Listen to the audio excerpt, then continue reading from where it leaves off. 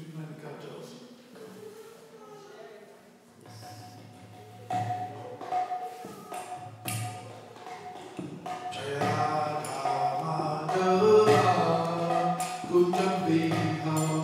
Śrīmad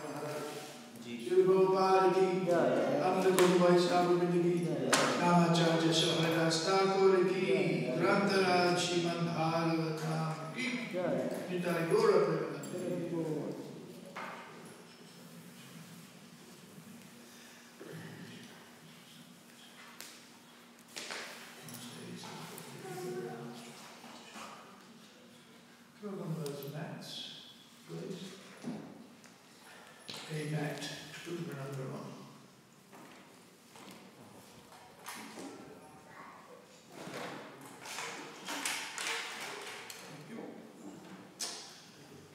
Morning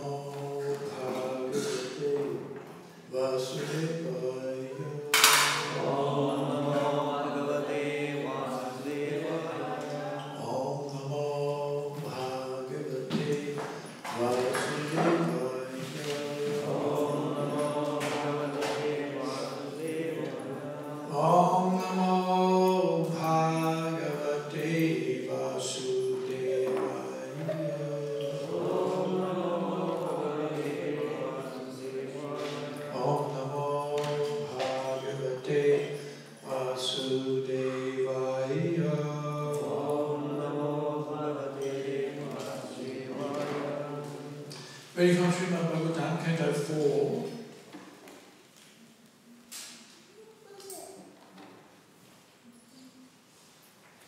Canto 4.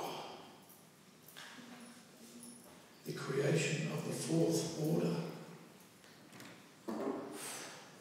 Chapter 16. Praise of King Prithu by the professional reciters. Text number 18. Dehinam atmavat prishtaha suridam nandivardhanaha mukta sangha prasangoyam dandapani rasadhushu dehinam atmavat prishtaha suridam nandivardhanaha mukta sangha prasangoyam dandapani rasadhushu Dehinam atmavat preshta Surdam nandi vardhana Mukta sangha prasangoyam Dandapanir asadhusu Dehinam atmavat preshta Suridam nandivardhanaha Mukta sangha prasangoyam Dandapani rasadhushu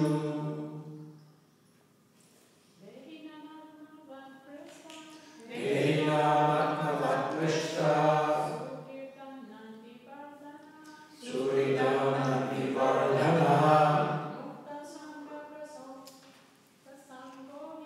Mukta sangha prasangoyam Dandapani rasadhushu Dehinam atmavat preshta Suridam nandivardhanaha Mukta sangha prasangoyam Dandapani rasadhushu Dehinam, to all living entities having a body,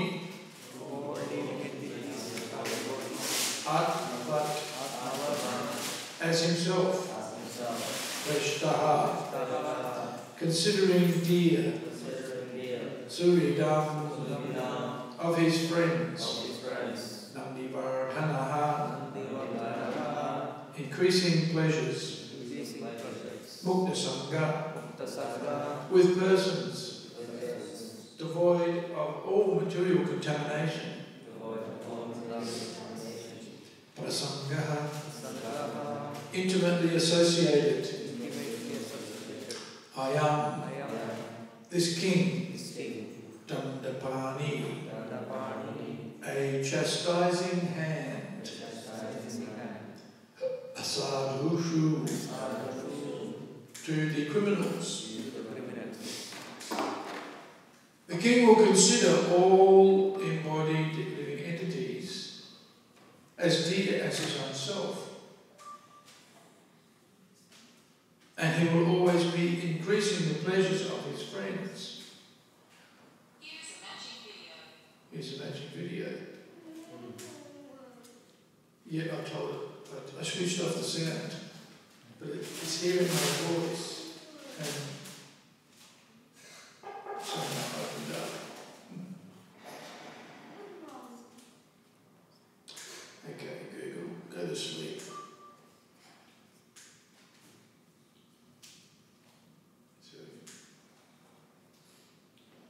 Okay, media is on.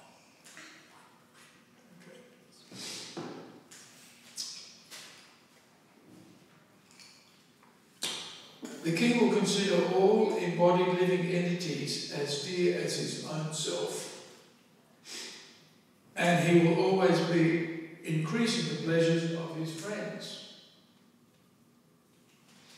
He will intimately associate with liberated persons, and he will be a chastising hand to all impious persons.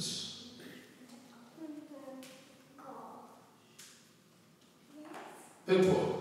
The word dehinam refers to those who are embodied. Living entities are embodied in different forms, which number 8,400,000 species. All of these were treated by the king in the same way. In the same way he would treat himself. In this age, however, so-called kings and presidents do not treat all other living entities as their own self. Most of them are meat eaters. And even though they may not be meat eaters and may pose themselves to be very religious and pious, they still allow cow slaughter within their state. Such sinful heads of state cannot actually be popular at any time. Another significant word in this verse is muktasanga, prasangaha, which indicates that the king was always associated with liberated persons. Om Gana Timirandasya Gananjana Salakaya Chaturun Militam Jena Tasmai Shri Gurve Namaha Sri Chaitanya Manavishtam Jena Bhutale Svaya Rupakada Mahiyam Tilatis Padantikam Mukam Karoti Vachalam Kayate Gare Yakripa Tamaham Mande Shri Gurum Dinatarinam.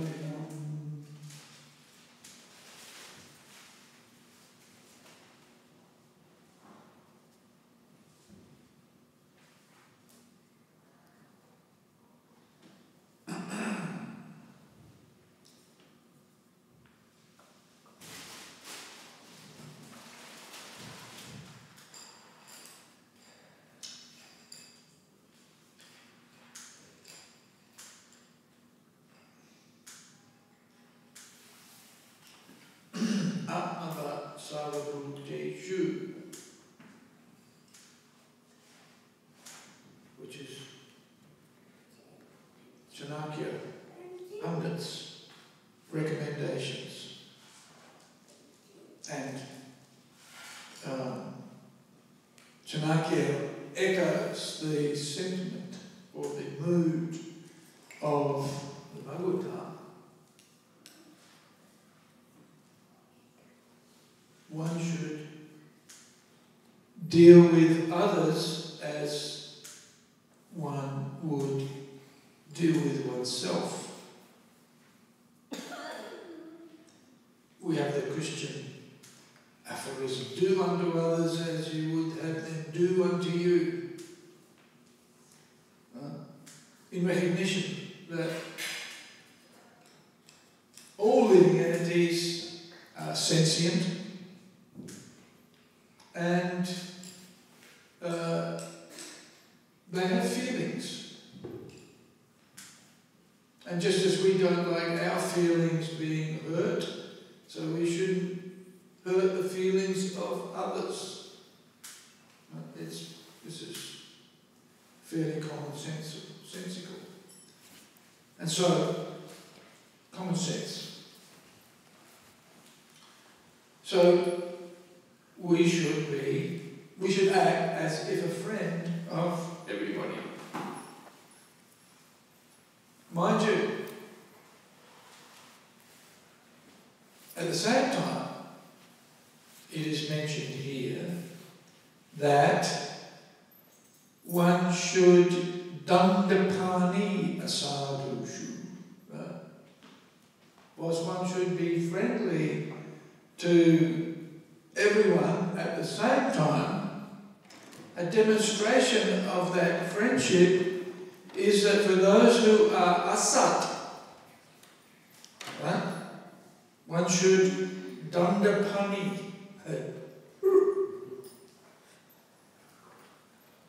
one should hold a chastising hand to the asadu, asat, asat sangatyag. So it's interesting here. We have the injunction or the recommendation that we see everybody equally and we're friendly to everyone. Yet, at the same time, there has to be some discrimination. We're not friendly to everybody. Those who are... Hey, sit down. They're talking. Good boy.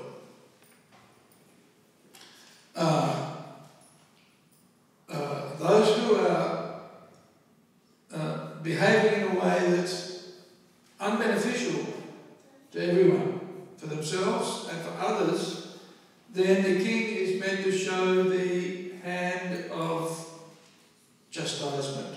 Danda means, what does danda mean? Stick. Stick. And so,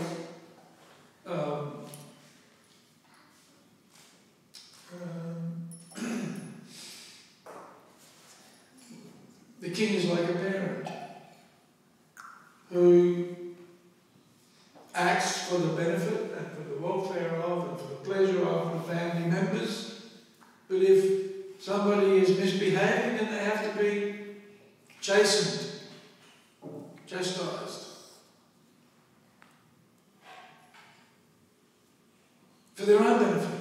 And so this is, whilst it appears, and for the young children, when the parents chastise them, they see their parents as being not friendly, not having their self-interest at heart. But actually, that show of chastisement is a demonstration of their affection. Just like we don't let the children play on Beaconsfield Parade. Why? Because it's dangerous. We don't let the children play in the cupboard under the sink. Why? Because it's full of poison. So we just don't let, the king can't let the sinners, just as parents can't let their children just do what they like. And have to discipline them. So similarly also the king has to, he's always concerned for the best interests of the citizens. And so, on occasion, he may have to punish the asaru, dandapani asaru shu.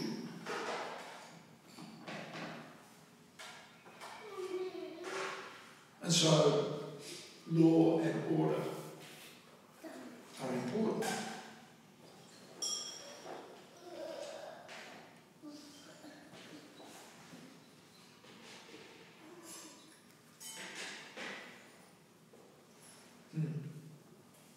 Prabhupada makes a point here. In this age, however, so-called kings and presidents do not treat all other living entities as their own self. Quite strongly. Most of them are meat eaters. Or, Prabhupada says, even they may not be. But they still allow animal slaughter. So, this principle of atmava sarvabhuteshu is tested, sorely tested in this day and age, because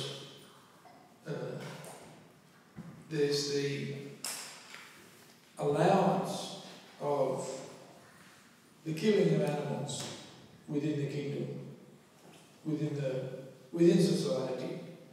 And so it makes a mockery of, everybody wants peace, but at the same time within the society there's so much slaughter. So where is the question of living in a peaceful environment when a huge proportion of the population is engaged in animal slaughter?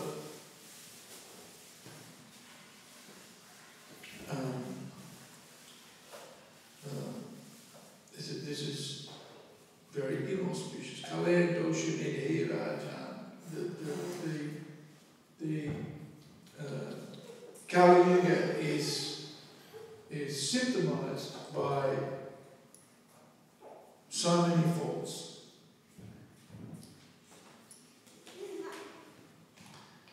And because of that, because of these anomalies, then Prabhupada makes a point here, such sinful heads of state cannot be popular at any time.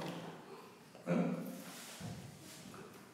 You may be popular for a moment, but next election, they'll kick you out. It's almost impossible in this day and age to keep everybody happy, even for a short period of time. Very, very difficult. But how do we do that? How do we actually do that? And here, Prabhupada gives the key. If you want to be popular, then you need to associate with the devotees, Mukta Sangha. Equal to everybody, but chooses to associate with the Mukta, the Jiva Mukta, the liberated persons. Mukta Sangha Prasangoyam. So a qualification of a real leader in society is that they associate with the devotees. Mukta Sangha. So, a friend of everybody, looking to increase the pleasure of others, so really working for the benefit of others. And this is a characteristic of the devotee, obviously. And living and avoiding dandaparanira sadhushu, for us mostly it's avoiding asatsangatya, avoiding the association of materialistic persons. But here the king has a slightly more proactive role. Dandaparanira sadhushu. To the miscreants, the king has to be sometimes aggressive. Not just like this fellow attacked random citizens in the streets. And so, the king, Atmavatsa Bhuteshu, just let him go. Can't. Has to be proactive in protecting the citizens and himself from crazy people. It seems like in Melbourne we don't get really serious terrorists, we just get crazy men. There's that Gargasaurus is in court for, how many people did he kill? 6. How many people did that Gargasaurus? 6. And 30 people badly injured. So he's in court, and then now we've got another crazy man. Kills one, hurts, puts another 3 in hospital.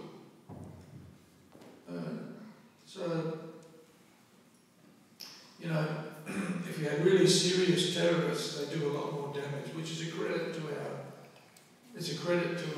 what do we call it, our security community. the police and so forth, there's not more damage done. But we have to protect it. The citizens have to be protected from crazy people. And so this is the symptom. Asadu, avoided. And the mukta sangha, the association of the devotees, is essential.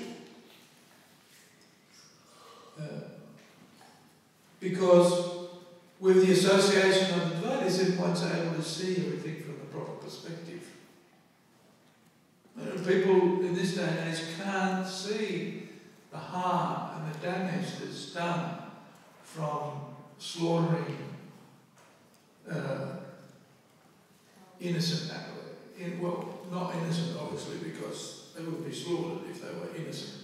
But still, that perpetuates this cycle of action and reaction. And so,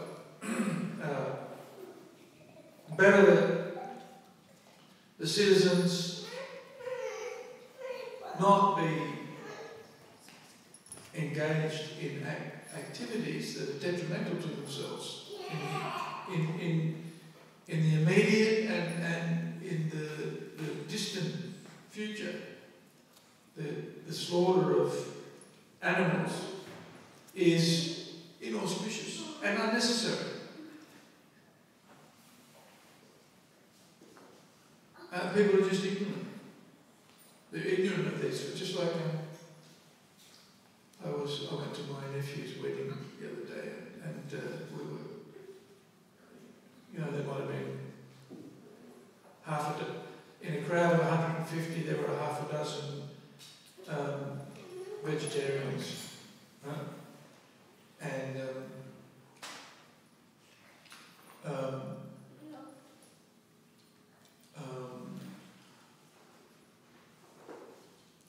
one of the sisters of my sister-in-law, my brother's wife, asked me, do you have to watch what you eat? I said, not really. Well, as long as I don't eat meat, yes, I have to be careful, especially around here with you guys. I didn't say that, but I said, well, I've only been a vegetarian since I was 19, and she said, well, you look pretty healthy. So just ignorant. Nice people, but ignorant. And because of the ignorance, then easily influenced, easily led into activities, actions that are detrimental. And which is why our business is an imperative within society. It's so required that people need to be educated, or why they need the association of the saintly persons, of the Vaishnavas, of the devotees, so that they can see everything from a proper perspective. Otherwise they don't see any harm in killing animals. Even though none of us would like our throat slit, and none of us would like being eaten. So, as Prabhupada would point out, even from the Christian perspective, this is not the right thing to do. You proclaim to be Christians, and Jesus and the commandments say, "Thou shalt not kill." So it's fairly plainly, succinctly and plainly put, yet people don't understand. So, whilst the king, and also the devotees for that matter, see everybody equally, at the same time there's discrimination.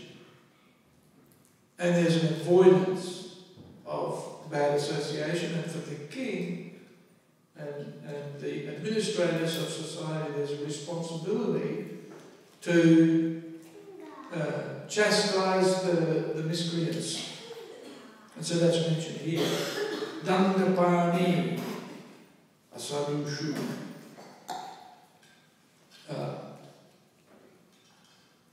There has to be some maintenance of law and order within society for the benefit of everybody. To minimise the amount of activities that are going to bring detrimental and severe consequences back on the perpetrator. So it's for the protection of the citizens that the king carries the stick. It's his responsibility to carry the danda of chastisement. And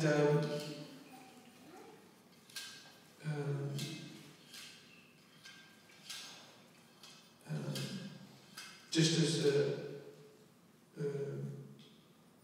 Prabhupada explains how Maya's service is to chastise the living entities who are misbehaving and keep them imprisoned in the material world. So simply also the king has to build a prison for those who misbehave. It needs to be done. In order for there to be peace and order within society, there needs to be a strong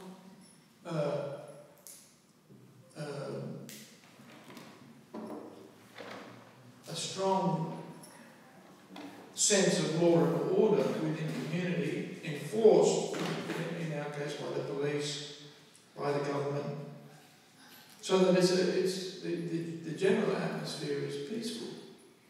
But Prabhupada points out here, so long as there's killing of the animals, then there can't be peace. It's just a sham. So much suffering. It can't be tolerated. So, it's a big responsibility for the leaders of society to educate people in the proper understanding of things, in the necessity of understanding one's spiritual identity, in the necessity of understanding what is karma, positive action, what is vikarma, what is negative action, and also akarma, which is activities that are free from positive and negative but put one on a spiritual platform. That's the purpose of life. It's not so much to perform pious activities and avoid the reactions of one's past activities because they'll come anyway, but is to act in a way that is focused on one's spiritual identity and one's spiritual practice. Just like I was reading in Gaura Gopal's book last night, we're not material beings having a spiritual experience, but we're spiritual beings having a material experience.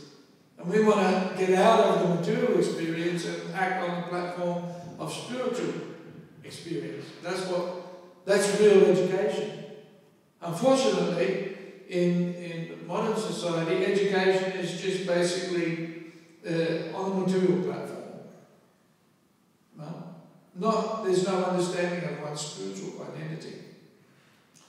And that's our job. Our job is to inject or to introduce or to provide people with a spiritual understanding of their identity. That's who we are ultimately. That's the kutastha, the steady element of our identity is the spiritual identity, not the material identity. The material identity, it's all changing. It changes.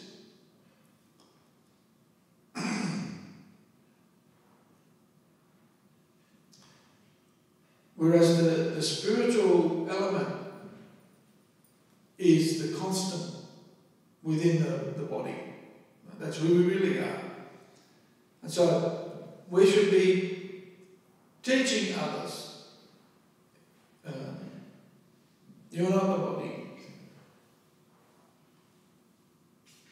Dehinos minyata dehe ko maram jovanam jaratata dehantara practice tiras tatra namuyati. The business of human existence is to understand our spiritual identity separate from all the changes of the body. That's who we are. And that activities should be performed in such a way as to cultivate and support and develop that understanding of spiritual identity. One may not be popular in doing that though. But you'll never be popular if you encourage the other kind of activity, which is basically destroying, killing the sense of identity of the person. Means killing animals, but it also means killing yourself. Prabhupada explains at the beginning of the 10th canon of the Bhagavatam.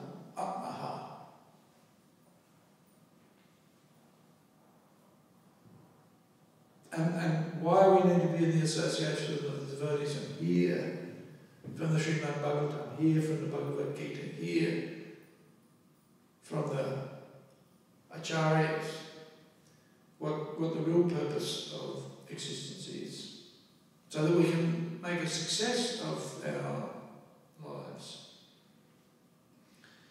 The real success is to live in the association of the devotees, and in that association cultivate spiritual practice. Then one will be truly benefited. And of course, even though whilst working for the benefit of others, we still maintain, and so therefore we have to associate with all types of people. At the same time, our preference and our choice should be to associate with the Mukta Sangha. Okay, does anybody have any comments or questions on any of these points?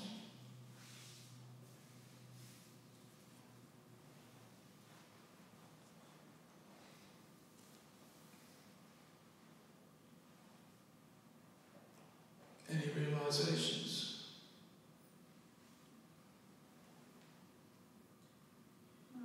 I recently watched about one documentary film. In the Second World War, there were like 500 Polish children. They were taken as refugees and in a boat to save them.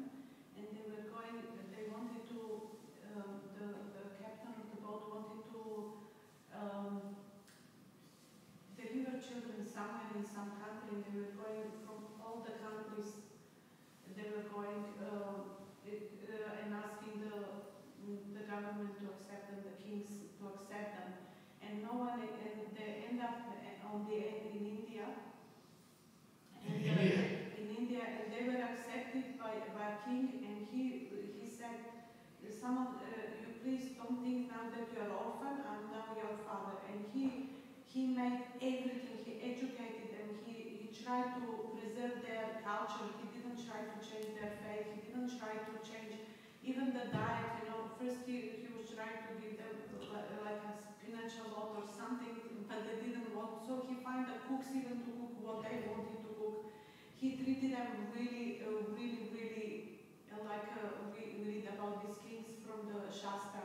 And this was narrated by one of the survivors called Polish children, and on the end they made all endeavor through Red Cross to find the parents and everything. So they were really treated in very dark way, which is really hard to find in this age. So what's the principle? What can we learn from that?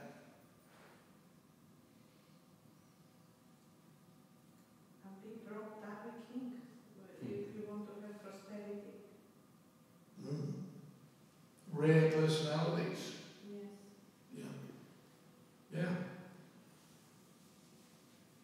saw that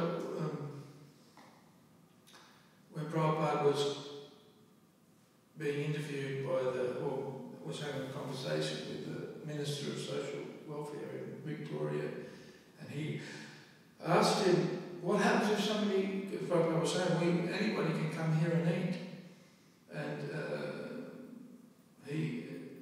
Prabhupada was quizzed. He said, what happens if they come to steal from you? And Prabhupada said, no problem, let them come. Anyway, let them take prasad. Because he knew that by that association of the devotees and by taking prasad, he'd be purified and would give up his stealing mentality. Certainly, there's a recommendation, don't bite the hand that feeds you. So that kind of mood is prevalent in the devotees, that they're willing to help and assist others, even if it appears like they're being taken advantage of. They don't mind. The devotees like to be taken advantage of, because we know that if somebody associates with the devotees, if they take prasad and if they read a book or in some way take advantage of that opportunity, then they'll be benefited and they'll make spiritual progress and they'll be moved forward in their spiritual life. But yes, it's that kind of, the mentality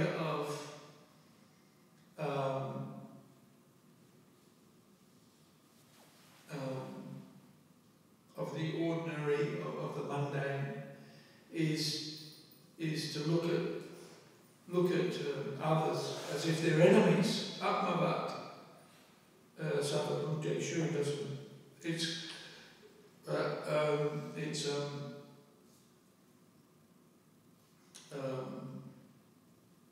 aham mameti, I and mine.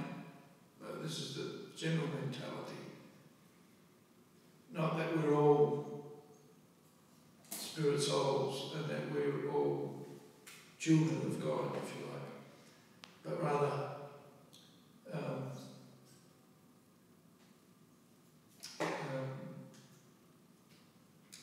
you're different to me if you're born in a different country, or you're born in a different species. So the emphasis is not on similarities but on differences. And based on the difference, then there'll be a fight. Which is what's happening now, because people are being displaced, because of political upheavals or because of drought or famine or whatever. Then there's large movements of people and they want to go into somebody else's country and they say, hey, you can't come here, you're not part of us. So not very magnanimous. Although, at the end of World War II, even before World War II, there were, asylum was given to people who were seeking refuge as a result of the persecution that they were experiencing in their own countries. And especially a country like Australia, we had many people who were refugees from World War II. That's how we built the country, right? But now if you're a refugee, you want to come here, go away, we don't want you guys here. So finding people who are that magnanimous is not easy.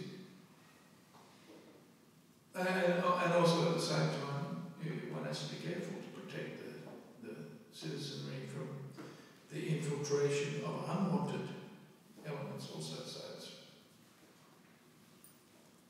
it's a fine line to tread.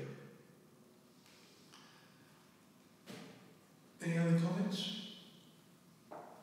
Realizations? Busy weekend, very quiet here at the moment, I notice. Yesterday morning it was full, right? Was it Prabhu giving class? Yes. Yeah. We were listening to Prabhu giving class when I was driving back from the airport.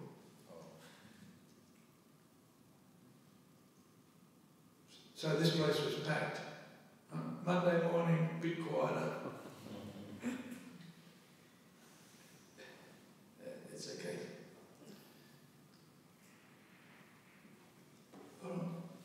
Śrīmad Bhāgavatam Morning Class. Prabhupada ki jai.